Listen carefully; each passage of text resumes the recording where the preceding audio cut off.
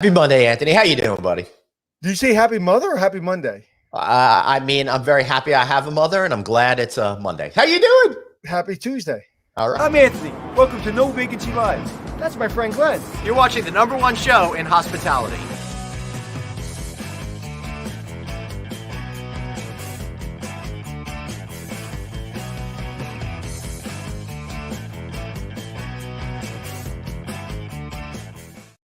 Hey, everybody. Glenn Hausman here. And, of course, I'm with the one and only Anthony Melchiori. Anthony, not only is it great to see you, but, I'm feeling good. I'm feeling vibrant, though. I feel like I'm at that age now where weird things start happening. Like, for some reason, I just turn this way, and now my elbow hurts and makes a snapping noise, and I don't know. Well, the good news is the young lady who's going to be on our show is going to talk about nutrition and how important nutrition is to your joints and overall care. So that's good. Because where people don't really understand, I'm learning as I get older, is what you put in your body is how your body functions. Outside of obviously diseases that can come in your body, I have nothing to do with, but mostly your aches and pains and most of your problems, headaches and backaches and elbow ache, comes from the food you put in your body. And I am learning that I told you this, I have basically not been eating breakfast until 2:00. I haven't been eating until 2:00 every day. Yeah, today I got hungry, so I had a little eggs, a little ham, and I ate. But typically, I don't eat till 2, 3 o'clock, and I eat from 2 to 3 o'clock anything I want till 7 o'clock, and I don't eat again till 2 o'clock, and I feel 10 times better than I've ever felt. Wow. Oh, Colleen is eating ice cream right now. Good on you. I absolutely Hey, man, I listen, to me, anybody should eat anything they want.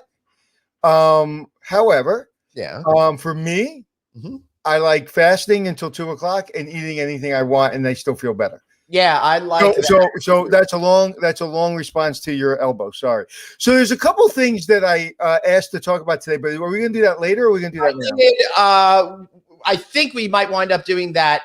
We think we might wind up doing that right at the top, since we're still waiting for our first guest, Ken Greene, to come. Our second guest, Crystal Hilsley, who's going to be talking about wellness in the hotel environment and how you guys could think about bringing a real wellness program to your property. She'll be up soon. But first, Anthony, you know what I did this weekend? I had a great barbecue over. I smoked these ribs all weekend, but I needed a place to throw out all of that trash because you have guests over. It's a real mess over there. So I pulled out a couple of these bad boys from our good friends over at Eco Technology. And let me tell you, the compliments were flying. They're like, oh, that's really cool. A disposable waste basket. You're lying. Nobody's mentioned that. I am not lying to you. That's the truth. That's great. Yeah, it's the truth. But so I told him a little bit about it. And of course, for you folks out there, as events are coming back and all of that kind of stuff, what a great thing to do. Saves on labor costs. You don't have to clean these things out. People will know that you're focused on the environment. Go check them out. Go green and check No Vacancy Live. I use it for everything. I use it for everything. I think it's fantastic. I use them for everything. Yeah, yeah, for sure. All right. So what's this first story that you want to talk about today, Anthony? I don't know. I sent it to you. Oh, I thought you were going to remember. All right. Let's pull out Suzanne, can you help me out here? Oh no, I mean we're talking to, we got to. Okay, so I'll tell him. That's why, Suzanne, I always CC you because he forgets everything. So let me tell you, Glenn, you can stop looking. I forget everything. So the article, we don't have the article unless Suzanne can pull it up, but this is really fascinating to me. And I'm going to say something political because there's one politician that everyone in New York City, really the country, does not like, and it's Bill de Blasio. And Bill de Blasio, I'm a union supporter, but Bill de Blasio had him and the council members signed a deal that basically allows the union to approve any hotel development in New York City. Now, I'm a supporter of the union, but I don't think the union has a right to tell a person that's trying to build a building worth billions of dollars that they should build a hotel. So they have to get union approval to build a hotel in New York City. If I got that wrong, somebody correct me, but I believe that's right. But since you want to pull, if you can't pull that article up, Glenn, then I believe I'm accurate on that article. So basically the city council approved that no hotels within New York City can be built without going through the union and the union approval process, which to me, I don't understand. And I think that's going to hurt the hotel business overall, and it's going to hurt those union members that's actually trying to help by employing them. But if you're starting to put all these regulations, hotel owners are already saying, you know what, New York, no thank you. LA, no thank you. They're taking a pass right now, and they're developing in other places. So I was a little concerned about that. Yeah, that makes a lot of sense to be concerned about that, because it's really messing up the whole dynamic of what capitalism is supposed to be, right, Anthony? And again, we do appreciate unions and everything that they stand for, but at the same time, we have to find that yin and the yang balance, so we have equilibrium in the force over there. Pull that article up real quick. Wait, I can't, because I've got breaking news. We'll get back to that in a second. Let's bring on the show right now Ken Greene. Hey, man, how are you? Hey, Anthony, how are you? Yeah, hey, man. good to see you. I got to do this. Congratulations, Ken. So great to nice see you in this role. So for those of you just catching on, Ken Greene is now the interim president and CEO of AAHOA, but he's got a long history being on the other side of things, on the operational side, the franchising side. He ran Delta Hotels. He was president of Radisson Americas. He's done all sorts of great things in his career. Ken, really interesting that you're now switching over to the association pride side of things. What a great moment for you and AAHOA, assuming you think it's a pretty good deal. Oh, of course it's a great deal. No, listen, my association with AAHOA goes back 20 years. And, 18 years ago at my very first AAHOA conference was in Long Beach, California. And a bunch of AAHOA members took me under their wing at that point in time. Yep. And I have to tell you, I've never forgotten it. They were very helpful to me throughout my career. And this is a way for me to give back at this point. It's funny. The first convention I've ever been at AAHOA was in Long Beach as well, where they invited me to be the keynote. And that's when I fell in love with the organization, and everybody treated me with such respect and warmth that I fell in love with them as well. So congratulations. So I have to ask you a question. Yeah. Why AAHOA? Why would you decide to take on this job at this time where there's so many challenges in the hotel business? There's so much, you really don't know what's going to happen in the next 18 months. So I would imagine you're taking on this position, even though it's an interim, at one of the most difficult times in the history of not only the hotel business, but of AAHOA. Sure. Well, listen, it's difficult times for everybody, just not in the hotel business, but in all industries, but particularly in the hotel business. And we've been hit the hardest. But listen, there were some changes happening at AAHOA. I've got a long history and with AAHOA, as I said, and like good friends, but just a tremendous amount of respect for what the association represents.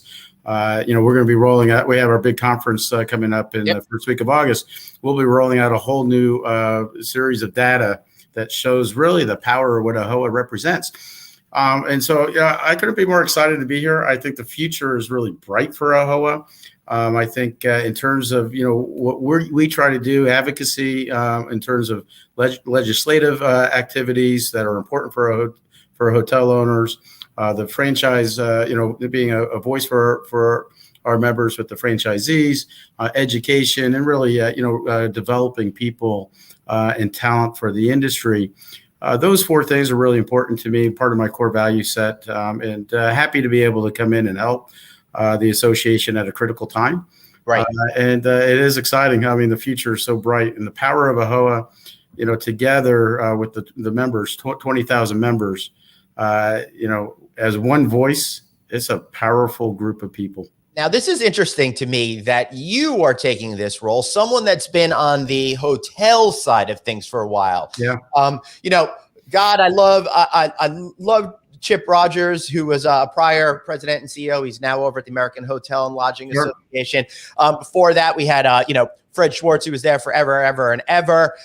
So this is the first time, at least I can recall, that someone from the other side is coming on here. I believe that's true. And also, how do you think that will help bring the franchising side of the universe together in a more cohesive way with the owner and operator side through the AAHOA business? Well, listen, our business, whether you're on the hotel side, the brand side, or the membership side, it's all about relationships, right? And so I think that's number one, most important, is that I have deep relationships within the AAHOA community, but also within the hospitality industry itself. And so I think that's helpful right out of the bat. I think to understand what the issues owners are facing every day. And of course, with Delta. I mean, I wasn't. We were effectively an owner. We had $1 billion portfolio that we ran, so we walked in the shoes of owners, and so it's important to have that experience. I think if you're going to represent owners, I think it's helpful,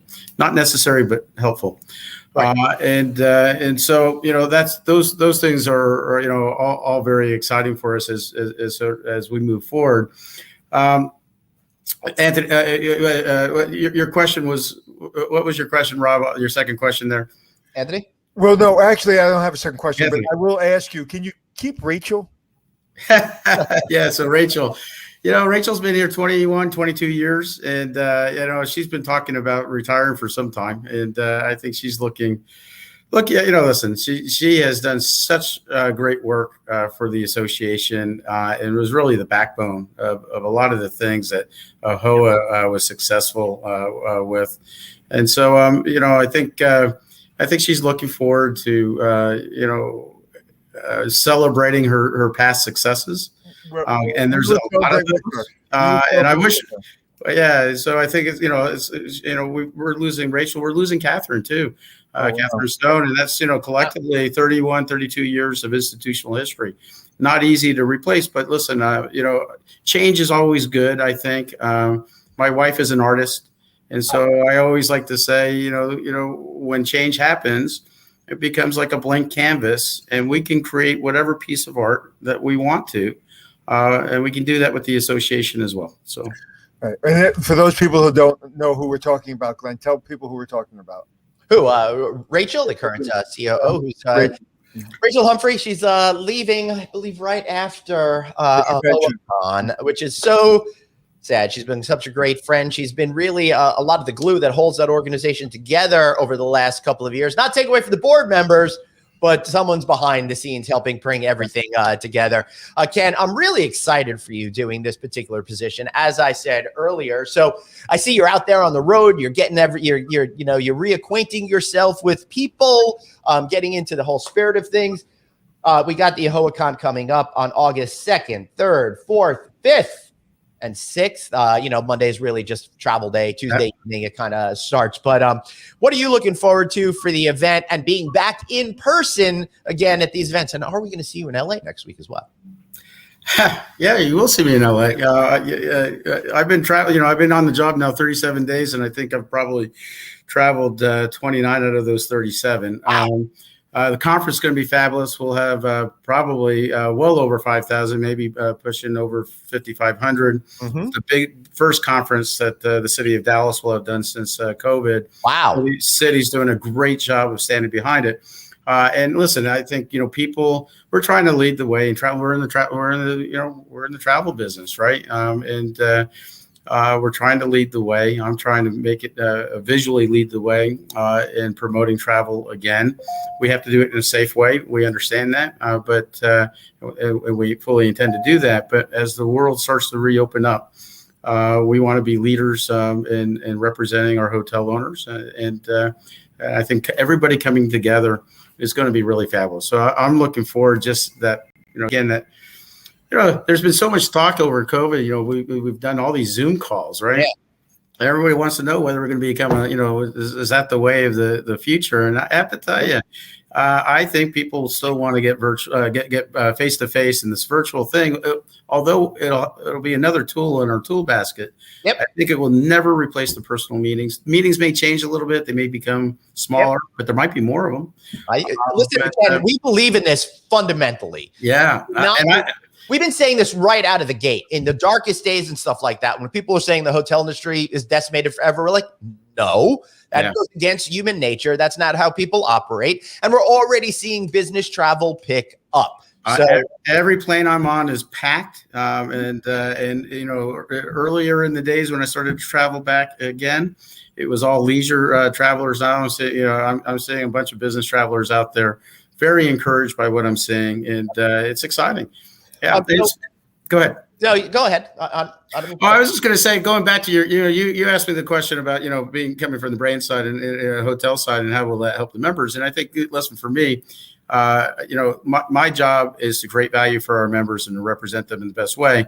I think I know how brands operate. I know the behind the scenes. I know what they can and can't do. And most of the issues out there are usually communication issues. And I look at my role representing owners with the brands just to, facilitate the communication tree in a much more effective, more meaningful way. Make sure that voices are being heard and that our members have a seat at the table as the brands continue to roll out new things. It seems to me, unfortunately, a lot of problems don't get solved until somebody raises their voice and when it's loud. Usually when you have these conversations, say, hey, these are the owner's concerns and these are the things that we need to address. Until an owner or a bunch of owners or AAHOA kind of really draws a line in the sand, it seems like things don't get fixed and done. And that's one of the reasons and strengths of AAHOA, and that's one of the purposes it started. And it still seems to be that, like, even now in the after COVID or post COVID, hopefully when it's all over, that things are now happening that should have happened 18 months ago, 24 months ago, 5 years ago. Now they're starting to listen. There was too much grabbing at the owner's purse strings, not only for brands. I'm not trying to bash brands, but third parties and just everything. And now finally, there's kind of come to the table where people feel that now is time for them to address the owner's complaints. Before, it just seems like everybody was saying the same thing over and over again. Yeah, and so I think that's probably right, Anthony. I think, listen, communication. This can't be a one-time communication. Whenever something starts to spiral out of control, and then the masses start to get really upset. It needs to be an ongoing conversation always, and I think really great brands and hotel companies build that into their process. They've built in a way to I'm fond of saying all the issues are out in the field, and so are all the answers. And so great brands and great leaders of brands are close to their owners, and they're listening. And so they built that into their process. They have a way to elicit feedback when they're rolling out programs. They're piloting that, and actually the best advocates for that are their own owners and franchisees. And so I think that's what we want to continue to communicate and explore and work with brands to the extent they're willing to do that, to make sure that things get rolled out in an effective way, and it's not quite frankly, if it's creating value for an owner, then we want to help communicate that, because it helps the brand adopt, get adoption rate on those programs, but it helps our owners make more money to the extent it adds value. Right. Where it breaks down is when it doesn't really add value, and those things we got to evaluate, right? That is absolutely right, Ken. And one of the other things that you're doing, you've partnered tomorrow along with the American Hotel and Lodging Association for the 2021 Legislative Action Summit. This year, it's a virtual edition. Yeah. And tell us a little bit about that and why people need to get involved. Oh, man. Yeah. If you haven't registered, get on. I mean, this is an opportunity for you to get in front of your congressman and really talk about the advocacy issues that are most important to you as a hotel owner. We at AAHOA, we've been really focused on a couple big things, the 1031 like-kind exchanges, making sure that doesn't go to the wayside. I know Biden administration wants to see that go away. We've been really very strong advocates to keep it in place as is, and I think we're making real progress on that. The per diem rates, I think is really important to keep those at pre-pandemic levels. GSA has the opportunity to reprice those down, and we're fighting that battle to keep it. The Save Hotels Job Act, big issue for us. We're advocating those things, and there's a slew of things at the local level. So, everybody always says, "Hey, I don't like this, or I want this, or the government should be doing this, or my congressman should be, fighting this battle for us." Well, this is your chance as an owner to actually fight that battle with us and actually have a face and a voice. And so we encourage you to do it. Hey, listen, you know what we're also doing with we just announced the American Hotel Alliance with AHLA. And that's sort of a partnership between the two associations with 41 state associations. Wow. And I think that's going to be just incredible, where we can all leverage our dollars, but most importantly, our influence at really fighting battles that are really important at the grassroots level, local and state, and then serve as a clearinghouse, if you will. As one state fights a battle successfully, we can take that model and hopefully be able to scale it out to the rest of the state associations so they can fight a similar battle at a lower cost and a more effective professional way. And so really exciting on that as well. Beautiful. Ken, this is exciting. I can't wait to see you guys in 2 weeks in Dallas, Texas. More than 5,300 people are already planning to go to the event. And as I've said before in this show, so many people will show up there. I know the numbers are going to be over 6,000. I can't wait to see it. I can't wait to experience it. I can't wait for all of us to be back together. Ken, any final words before we let you go today, sir?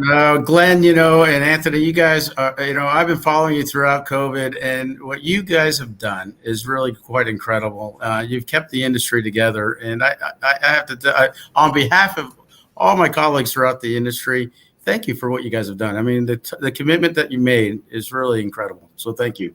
Thank you. That's really, really sweet of you to say. That means the world to us coming from you. Truly appreciate it. And it's been not only an honor, it's been an absolute pleasure. So thank you for those words. Yeah. Great. Well, heartfult. Thank you. Take care, gentlemen. We'll see you live very soon. Next week. Yeah, take care. Awesome. So that was really cool. You're in control. And He did it himself. He did it himself. I didn't do that one. I swear. Okay, I have a problem with you. Houseman Hotel, no vacancy. When are we gonna make it to Anthony or just no vacancy? Why is it here's what happened here. My buddy Craig Sullivan found some sort of thing online that does this, and it only says blank hotel, no vacancy at the bottom. So it's like this. Then it should be Mel House or House Mel. I like that. I like that. House Mel Hotel. I like it. Yeah. All right. So I'll work on that. So what are we doing now? All right, we're gonna get on Crystal, but it's in 1 second we'll bring her on. I just did want to say that measure you were talking about beforehand would require developers to obtain special permission throughout the city, regardless of zoning, to build new hotels. Has for years been a main objective of the Hotel Trade Council. That's what they're putting forward. They've been a longtime political ally to de Blasio that supported his run at president. As far as I know, it's been approved. Yeah. So Gene Kaufman, an architect, said this proposal is New York City's big FU to the rest of the world, saying don't come here. It will cripple Broadway, restaurant stores, and other businesses that will be unable to return to their. I know Gene Kaufman because I developed a hotel with Gene Kaufman. And Gene Kaufman probably has developed more hotels than any person in New York City history. You can't throw a stone without hitting one of his hotels. Even more than Sam Chang. He developed all Sam Chang's hotels. Oh, there you go. He's the architect that did all Sam Chang's hotels. Okay. Plus everybody else's hotels. But so he is. I think he's a little obviously exaggerating. But I don't usually get in political fights, and I usually don't mention this stuff on air for many reasons, because I don't want anybody to ever think I'm not a huge, big hotel union supporter, because I am. I think they do. I think there's been a lot of hotel employees for many, many years that weren't taken care of. And when the union got stronger, they were starting to get taken care of. I think it went to the extreme on some of the policies. If I tell you some of the policies, you wouldn't believe that how much some of these bellmen and doormen and banquet waiters and captains make.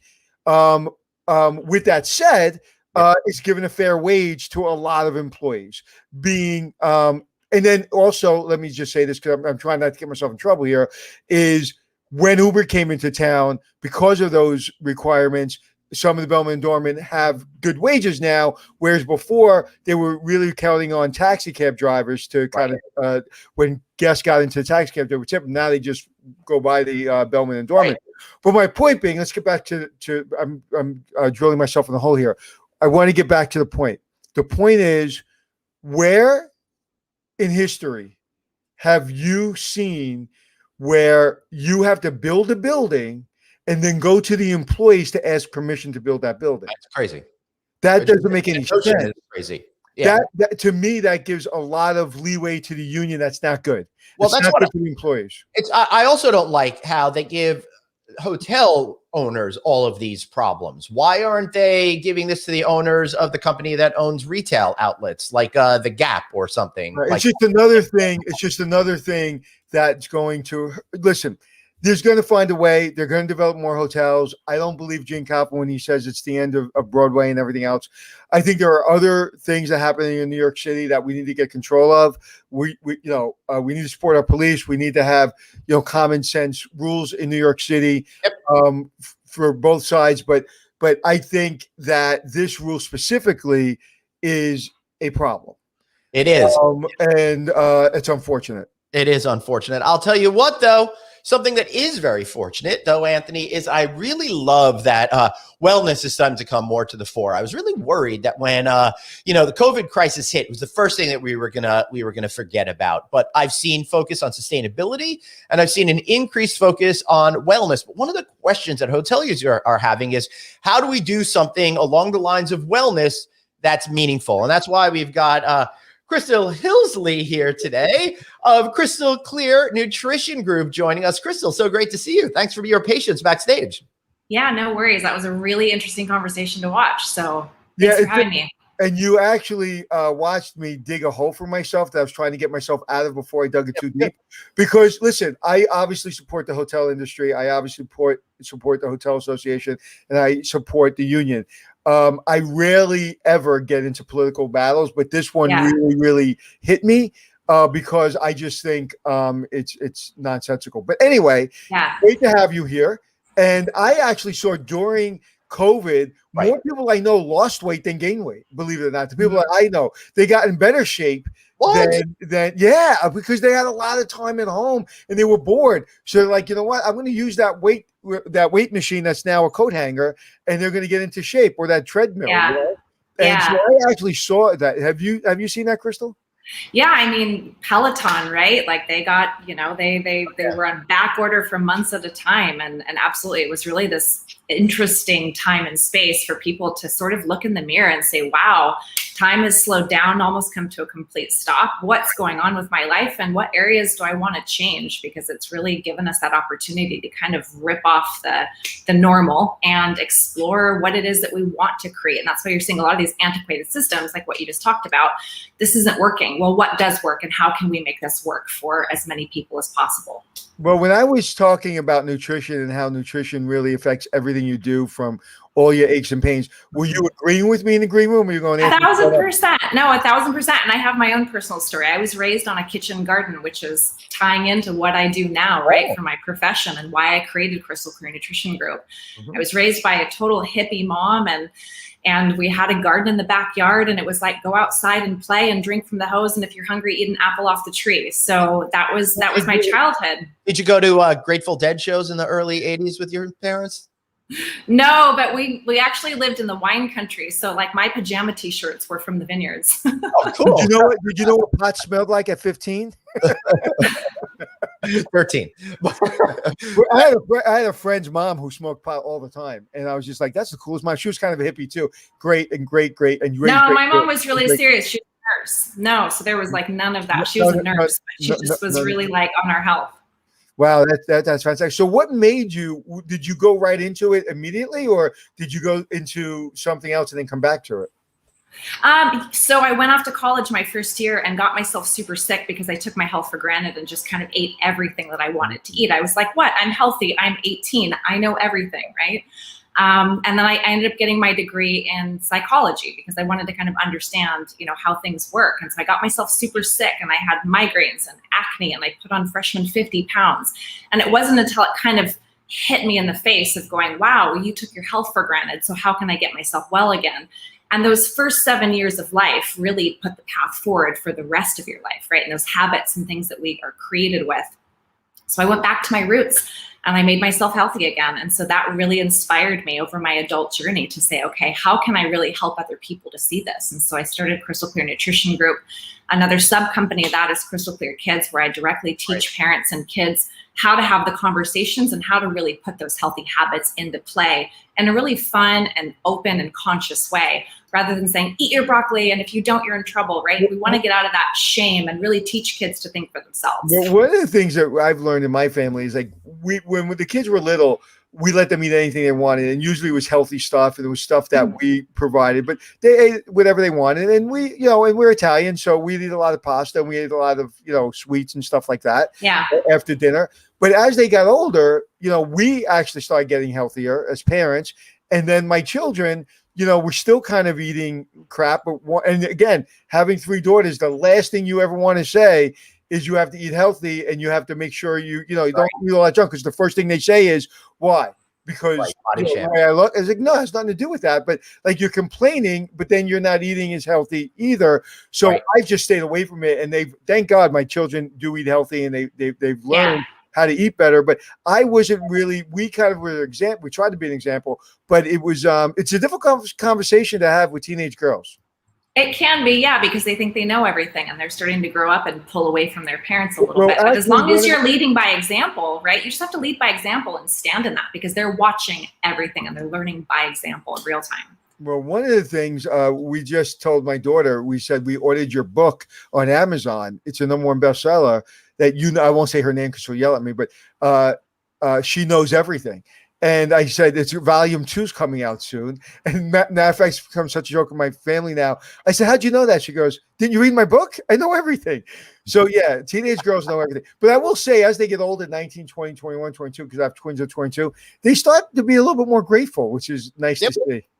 It's about 25 when that prefrontal cortex completely develops, and they go, oh, wow, okay, now the decision-making center of my brain, I realize I know nothing and I need my mom. You know why? Because we start sending them the cell bill and the car bill, and then they say, oh. They start getting fully detached. They're off the payroll. That's too funny. So let me transition back to the hospitality universe. And Crystal, one of the things that I've noticed as a trend developing over the last 10, 15 years, that whole farm to table movement really expressed itself in multiple ways, either with chefs taking the effort to make partnerships within the local community, and then sometimes doing things themselves. The rise of herb gardens and vegetable gardens in the hotel property or up on the roof, even, beehives and stuff like that I've seen. I did a great tour of one on a rooftop. I think it was a Four Seasons in Toronto about 5-6 years ago. Pretty amazing. So I think hoteliers have, in a lot of ways, gone as far as they can. And one of the reasons why we wanted to talk to you today is there is momentum behind wellness right now. How can hoteliers capitalize on that and get people and win guests while keeping them healthy at the same time in a meaningful way? Not the sort of thing where everyone claims to serve healthy food and then everybody goes to the burger. Yeah. So it really comes, with interaction. And as you said, we've seen wellness tourism rise. It's a $639 billion market now. Ooh. So when people are going out to hotels and to properties and to developments, what do they want? They want experiences. They don't want to just sit by the pool and drink margaritas. That's not what people are looking for. Our health is a big topic right now. Right. So what I do when I design these hotel gardens, and they're edible gardens and chef's gardens, and I work with both real estate development and the hospitality industries, I say, okay, I'm going to come in, we're going to design this. Not only are your chefs going to be able to use it, but I also want to help you program it. So who's your target market? Awesome. If it's families, great. That's my sweet spot. I'm really passionate about getting kids involved in gardens.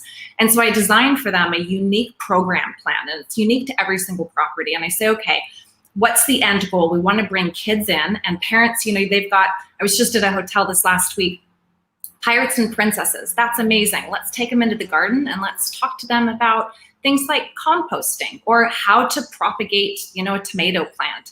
Right. Bring them in and show them very safely, the pollinators like the bees and the butterflies and things of that nature. And so then you can create classes around that and say, okay, take your kid, and rather than putting him in the kids club because you want to relax or you want to go get a massage, I'm a mom, I get that. Let me do something that's healthy for my kid and give them this really mind expansive experience that we can then translate and take home, because it's really easy to go home and to get a planter box, get a cage, and grow some tomatoes. And kids are so excited. And when they've grown it, they want to eat it. Right. So, and on the adult side, as you just said yourself, Glenn, herb gardens are blowing up and exploding. So what if we have the bartender who's already very well aware of how to create fresh cocktails? You know, we've got so many out there now, and teach adults how to make, you know, how to muddle the fresh mint and make a mojito. And it's fresh from the garden. And when it's fresh from the garden, it's so much more, you know, elevated, and it has so much more flavor. And it's so exciting to put those two things together. And then people go, you know what? They did that in this little planter box. I'm going to do that at home. And that's really my goal, is to give them that experience that they take home with them. And then they want to improve their own health. I did a show in Connecticut at this bed and breakfast. It was absolutely beautiful. I can't remember the name of it. And the chef was a very, he was a famous chef, Michelin star rated. And I said to him, why did you come to this bed and breakfast? I mean, you could really work anywhere you want in the world. And he said, follow me. And I didn't know where I was going. And he followed me. The cameras followed us into the garden. And it was a couple of acres. And he said, everything I want is here. And any protein I need is down at the farm. And he said, I don't shop. He said, you know, I just go into my garden. And he said, that's why. And, you know, the first thing is when you're saying that, because I don't see enough of that in a real way from brands. One of the things, and then you probably couldn't correct me here, but I don't see, does Disney World do anything like this with any of their hotels? Because it would seem like it would be a perfect Disney World thing. I have the answer to that. Oh, hold on a second. Crystal, Glenn, you. She just said she didn't know. I said, I'm not very well at Disney. He's been rather frisky today. No, I just want to see it. 2 students. I want to pick that one. There you go, Glenn. Go ahead. No, I'll embarrass Crystal. No, go ahead. They don't have a widespread program, but you know, they grow fruits and vegetables in the land pavilion, and they've got the Living Seas pavilion as well.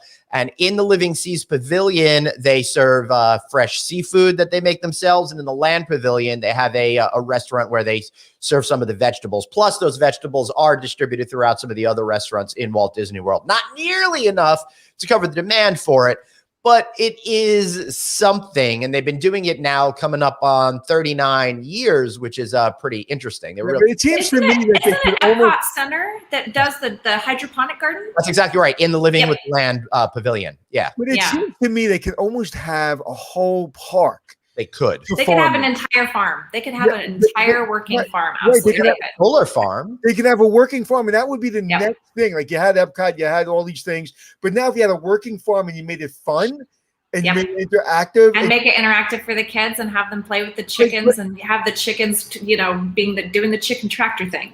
Right. And legally, I'd imagine that that's a problem, and you know, just bringing all those people through. But I would imagine if anybody can figure out, it could be Disney. Yeah, for sure. I mean, you could absolutely have a full farm because they've got the space, they have the land, and then just have an expo farm where they're interacting with it. And the gardens at the hotels that I work with, that's what they do, is they have this corner section for kids, because the rest of it, you know, they can't touch and they can't interact with, because the chefs are using that in the kitchen. Well, you know, I don't know if you know this, Crystal, but Glenn knows Mickey Mouse very well. He can make a connection. Well, it's not that we know each other really well, but we go back because we actually go way back. We have the same birthday, November 18th, the first Mickey Mouse cartoon. Of course you do. November 18th. So we have a group, me, Mickey Mouse, the first American in space, Alan B. Shepard, and we all hang out, and we have a birthday club. So it's very exciting stuff, Crystal. You got to, if you're born on November 18th, you're welcome to join. All right, I'll remember that. Crystal, welcome to our show. No, thank you. This is hilarious. You guys are the best. All right. So back to Anthony, go ahead. Are you being approached by brands and saying, hey, I want a real system to roll out into my brand? So I have, and I really, one of the things that's happening is the brands are starting to look alike. We talk about this all the time. And one way to really separate is to do something with health and to do something in a real way with a garden. Yeah. Is there any brand out there that's looking to roll out this kind of system, being a big part of their brand? I am in conversations with quite a few brands. There's a project here in San Diego that's up and coming, and it's called Urban Island, and it's sort of like an adult playground. And so not only do they have a standing wave pool, they have a recovery center, they've got pickleball. it's just kind of a fun place for adults to go. And we've put in a community garden. So I'm working with a couple of different brands to say, okay, when I do this program plan for this property, would you come in and sponsor that? And the answer is always a big resounding yes, because they want the events and they want the PR for it. So there are brands that are stepping into it. Absolutely. To me, it's like if I had a brand, if I was a brand president, I would say, okay, how do I incorporate Crystal into our brand strategy? Every single hotel. So when an owner buys our hotel called the Anthony and Glenn Hotel, they're buying a space that has a garden. And in this garden, we're using it for breakfast, lunch, and dinner or snacks. How do we do that, Crystal? Go into your little scientist room, come out in 6 weeks and give me a plan. Is anyone doing that? Not that I've seen yet, but I don't know. That I've seen yet. But that makes sense. That would be the next big thing, because everybody, and as soon as you did that, everybody would copy it. Yeah. Yep. There are brands that are sponsoring community gardens, in local communities and schools and things of that nature. In the hospitality industry, I think it's just on the precipice of booming. But when you go to a minibar or you go to the gift shop, what do you buy? You buy M&Ms, you buy chips, right? Right. There's even when the breakfast buffets, right? You have the eggs, you have the muffins, you have the bagels, and there's a banana, and maybe there's some fruit, maybe. Well, and to be fair, that banana is usually really overripe or won't be ripe for another 3 months. So that's always a challenge. Thank you very much. And so there's always this. It's kind of, again, I'm not being a branch today, but it's kind of going back to the towels. Please be green. Don't use don't honestly replace towels. That's just that's just saving money. That's not trying to be green. Same thing. We put a banana and some fruit out just to say, oh, we're healthy. One brand needs to make a real commitment, not just sponsor stuff, but real commitment to a garden in a brand. So every single one of these hotels throughout the country have a garden, and use 50% of that garden for 50% of the food that's at that hotel. That to me would show a real commitment. And then you would see every other brand, and then you will see these volleyball. I traveled with my daughter for volleyball throughout high school, and these kids weren't really allowed to eat the crap at the buffet, but they would sneak it because it was there. So they would have banana or yogurt or whatever, but they would be sneaking all the crap because that's really all there was, unless we brought the healthy stuff. So anyway, enough about me. I'm getting off my pedestal. It's a really passionate topic, and I love that you're so passionate about it. And it truly is, because we all really want that. But that's what's in our face. I mean, think about it. You go into Best Buy to buy a set of headphones, and what do you see at the checkout eye level everywhere you go? It's junk food. It's been fed to us for so long. There's so much in there. My daughter, she's almost 11, and she knows. She's like, Mommy, can I have M&Ms? No, because there's dyes in there, and I don't want to break your chromosomes. Like, it's not happening. So she knows, right? Because she's been hearing me and watching me by example her entire life. Hold on, I gotta go throw out my M&Ms. I'm making a note to sell my M&Ms. Sorry, M&Ms, don't sue me. And just to be clear, I eat healthy, but I eat crap too. And you have to have balance, because we can't just we can't just, we've got to have a little bit of fun. I have Oreos. I eat junk. Of course I do. Right. So that's really important for people to hear. It's like, I'll eat healthy, and most of the days I'll eat healthy, but there's some days, man, I'm eating Big Macs and French fries and M&Ms. If I'm in a casino, I'm eating crap. And then it's 70-30. It's totally 70-30. So this weekend, what was the crap food that you ate? Oh my gosh. So I actually was at a retreat all week last week with Joe Dispenza, and they fed us so healthy. And you didn't want to eat bad because you're going into meditation for like 8 hours a day. Wow. So you don't want to feed your body any stuff like that. But before I left, I have gluten-free Oreos in my pantry right now. I had some like organic, dark chocolate Reese's cups. I totally do. I have a little, if they're organic or if it's dark chocolate, I'll lean towards that first, but don't get me wrong. I mean, I like hot tamales. How about alcohol? Do you have a glass of wine? Do you drink alcohol? Sure. Yeah, I love tequila. It's natural, right? It comes from a plant, and I love red wine.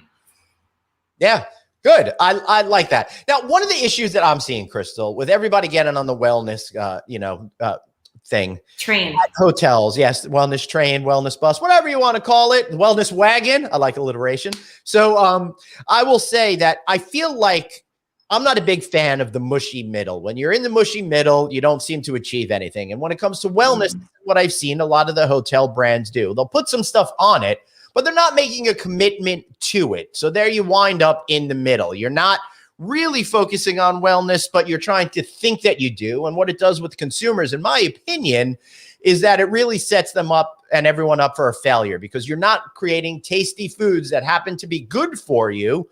You're just doing something perfunctory to add it to the menu. And I think we're all just tired of the same old salads, for example. So what can hoteliers do to have great food that people are going to respond to, that falls within the wellness category, that also happens to be good for our environment at the same time? You know, it starts with the menu and it starts with the chef. So I would say, you know, that's one of the biggest, you know, misconceptions about eating healthy. I don't sit around and eat salads all day. That's not how I stay healthy. That's not, you know, the foods that I draw myself to. And I think that there's a bigger understanding, and people inherently do know, you know, what they should be eating. So I think it starts, you know, with the menu and providing those options, right? And just adding in, you know, any kind of key term that people can kind of look at and go, oh, a superfood salad, great. Because salads, just because a salad isn't always healthy. It can have a lot of cheese, and they put, you know, a bunch of, you know, stuff on there. So I believe a McDonald's salad with a specific dressing has more calories than a Big Mac does. So just because you think you're eating healthy doesn't mean you are. Yeah, exactly. And I don't think that it's necessarily about, you know, the salad. It's about the ingredients, because it's about eating more ingredients and less things with a lot of ingredients in them. And so if you can say, okay, in this house, for example, sorry? We're about eating whole foods in this house. Yeah, absolutely. It took Eat the ingredients. Right. It took my wife a long time to train me to not buy processed foods, but I think it's made a big difference in our lives. But yeah, we still have the Oreos every once in a while. Yeah. But, you know. Yeah. So, and I think it's about creating that experience with the visitors that go to the hotel, and the chef is, you know, the first person that's creating that menu and getting involved with it. So if he's got a garden that he's pulling from, he's so excited because he knows that tastes better. When things are processed and they're brought in from, you know, another country, I mean, if you've taken that snap pea off the vine, or you've plucked that head of lettuce, and these things grow really fast. Actually, a head of lettuce can grow in 30 days. Really? Yeah, absolutely. You can grow like a row of lettuces, and you can have that, you know, fresh on your menu immediately. And they're really nutrient dense. So you cut it, wash it, serve it within 30 minutes. It's an explosion in your mouth. And the chef knows that.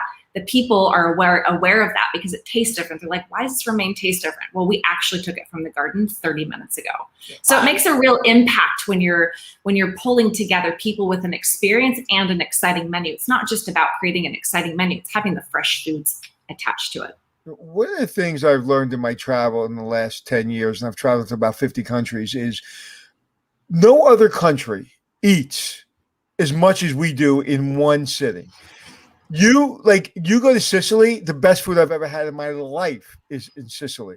And I get up to the table and I am full, but the plate is half the size of an American restaurant.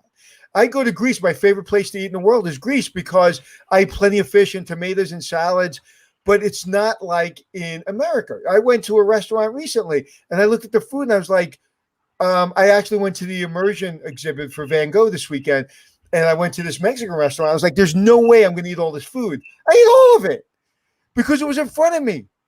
Yeah. Well, I mean, there's a couple of things to that. 2 countries that you just described, because I've traveled a lot as well, and I actually lived in Europe. Is Europe eats very much a Mediterranean diet if you left them to their own will. And that's one of the healthiest diets on the planet. You know, the olive oils, the tomatoes, you know, the fresh spinach, fish, things like that. That's how our bodies should be, you know, kind of consuming things, nuts, things of that nature. And secondly, it's an experience, right? You're relaxed, you're taking in the environment. They walk slower. You go into a restaurant.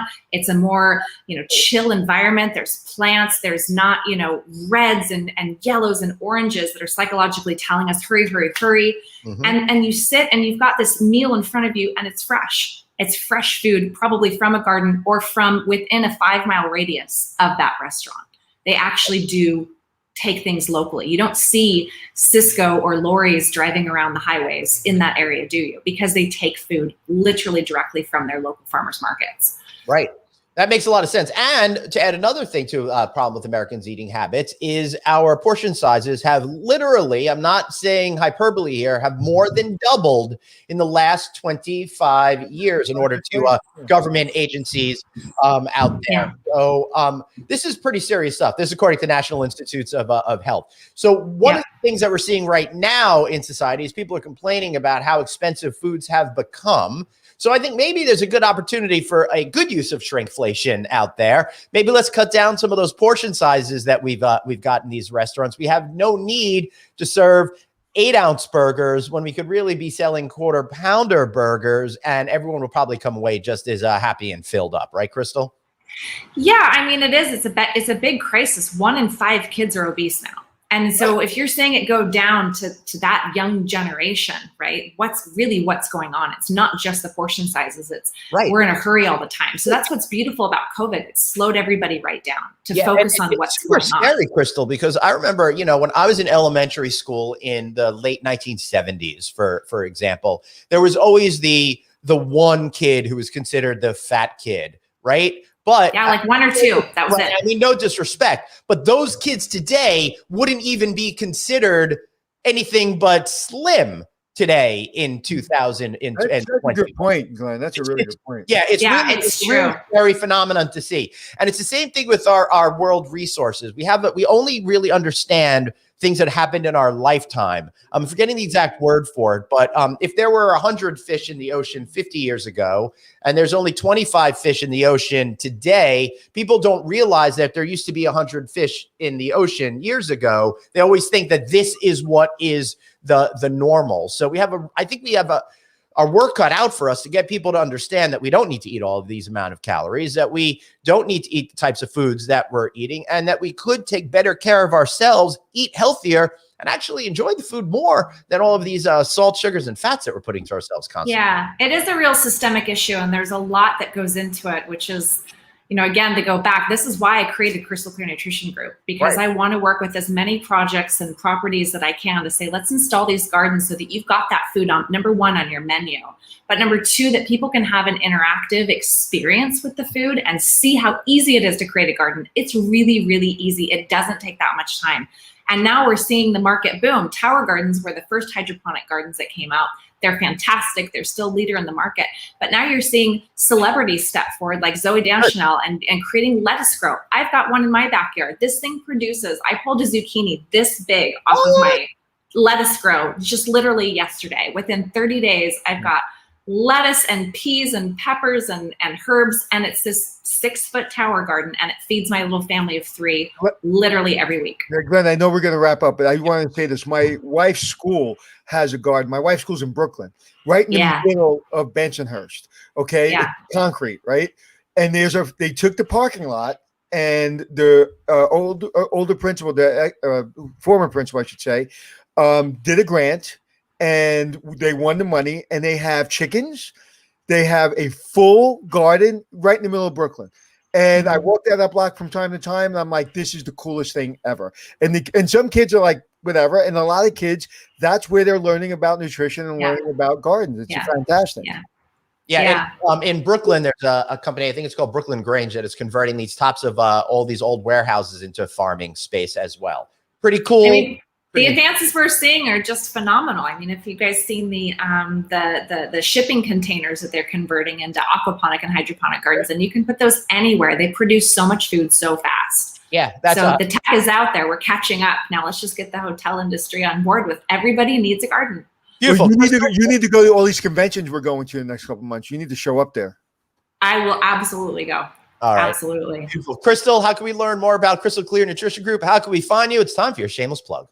Oh, yeah. So go to crystalclearnutritiongroup.com. You can check out some of the projects I've worked on in the past. Hospitality is just one industry. I actually also help create agri-hoods and microfarms. Yeah. On the contact page, you can book a time on my calendar, and I would love to chat with you face-to-face just like this and learn how to support whatever your goals are. But programming that garden is the funnest thing ever for me. I have so much fun doing it. I love Crystal, it. Are you dealing with Chef Bruno? What hospital did he work for? He worked for Northwell, Glenn? Oh, yeah, Northwell System. So Chef Bruno was an executive chef at the Plaza Hotel. He was on my show our show a couple months ago, and he's bringing basically Whole Foods to the hospitality industry. I mean, the hospital industry, and every North Wales hospital is now becoming no cans, no processed food, all health foods.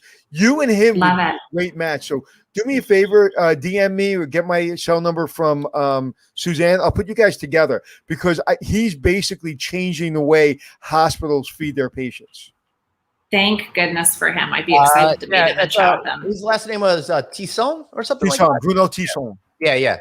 I want to find the date of that show because it was such an interesting show. I can't find it. We'll find it. Suzanne will find it for you. Show notes. Yeah. Also, Crystal, thank you so much for being here. We really appreciate it. And we hope to have you back again soon because this is something we all need to learn about. Crystal Hilsley, everybody. Thank you guys for having me. Thank you, Crystal. All right. Did I wait long enough on that one? Yes, before you dismissed her. Yeah. She's fantastic. And I'll tell you, I didn't want to say it, but like her hair and her skin, you can just tell it's like so healthy. And it's probably from all her healthy eating. And I want hair like that. So I'm going to start eating healthy. I think that's a great idea. She's in the green room. She's laughing, right? Yeah, she's definitely and she's nodding and laughing. All right. This was a great way to kick off the week, everybody. And also a good reminder that I can't just eat smoked ribs and chicken all the time. So, I'm going to go and make myself a good, healthy meal, I think, for lunch. That's a good idea, my friend. Yep. All right, everybody. Yep. There was one thing I wanted to talk about. Okay. So real quick, there's this thing going on Facebook, and I got involved in it. One of my older former clients asked me about rates. And right now in some areas, especially in the national parks and beaches, rates are extraordinary. Last year, they were charging $87 in that area, and now they're charging $700. And the person asked me, I feel guilty. My highest rate's $198, and I feel really, really guilty about that. And this is my opinion. My opinion is, the quality you bring, how hard you work in your hotels, get what the area will bear.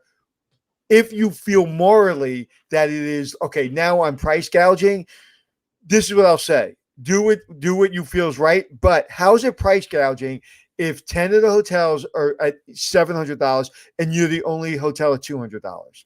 That's not price gouging. Everybody wants those hotel rooms, right? And they're willing to pay for them because in January when you're empty, you still have mortgages and electric bills to pay, and you still had to deal with a whole year of being. Right. So supply and demand, dynamic pricing.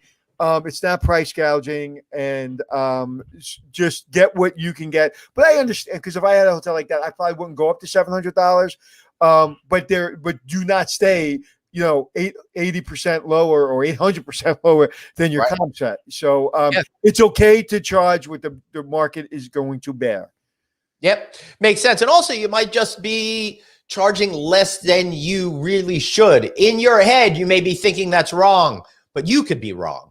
Raise those rates if you have the opportunity to do it. All right, Chef Tisson was on our show on December 22nd, 2020. If you want to learn more about, how some hotels are doing farm-to-table type cuisine in cities, check out our show on May 5th, where we had world-famous celebrity chef Jean-Georges on as part of our show on The Mark, talking about how he gets his stuff down in Union Square and other farmer markets in the area.